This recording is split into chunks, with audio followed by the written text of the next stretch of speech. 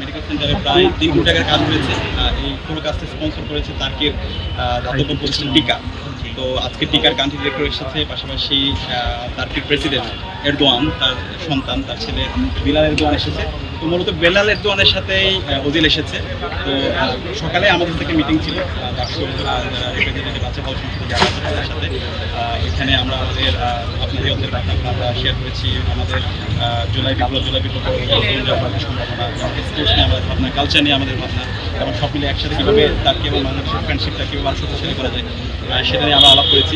তো আমার কাছে ইন্টারেস্টিং লেগেছে এখানে বেলাল এরদোয়ান সে বাংলাদেশ স্টাডি করে এসেছে, ওদিলও সে বাংলাদেশ সম্পর্কে স্টাডি করে এসেছে, এবং সে জিজ্ঞেস করছিল তোমাদের লাস্ট জুলাই রেভলিউশনের আবু সাইদের কথা জিজ্ঞেস করেছে। তো সব মিলিয়ে মোটামুটি ওয়েল ইনফর্ম, তারা কাজ করতেছে।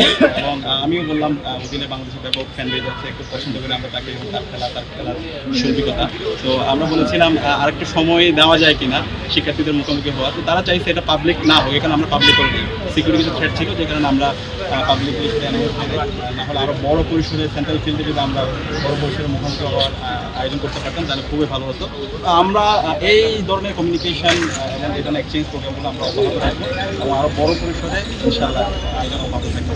বাংলাদেশের কোন বিষয়টা নিয়ে বা কোনো কিছু রিপ্লাই দিয়েছে কিনা বাংলাদেশের কোনো বিষয় নিয়ে, তার মুখ থেকে কি কথা শুনেছেন বা বলেছে সে? হ্যাঁ, কথা হয়েছে, তার সাথে সকালে কথা হয়েছে, এখানে আসার পর কথা হয়েছে। সে বাংলাদেশের বিশেষ করে হচ্ছে জুলাই রেভলিউশন নিয়ে জানতে চেয়েছে। তো জুলাই রেভলিউশনে যারা শহীদ হয়েছে এবং নতুন বাংলাদেশের যুবকদের কন্ট্রিবিউশনটা কেমন, আমরা কেমন বাংলাদেশ চাই সেটা।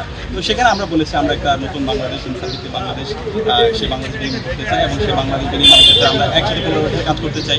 এবং বাংলাদেশের বিশ্বের কালচারাল জায়গায় একটা বিশাল ভ্যাকেন্সি আছে। তো সেই জায়গায় তার্কির যেই মুভিগুলো আছে, সেই মুভি এবং তার্কির যে মিডিয়া, সেই মিডিয়াগুলো আমরা এখানে কোলাবোরেশনে কাজ করতে পারবো। এবং তার কিছু স্কলারশিপ, অনেকগুলো স্কলারশিপ আছে, নিকান্তন ইউনিভার্সিটি, মিডল ইস্ট ইউনিভার্সিটি।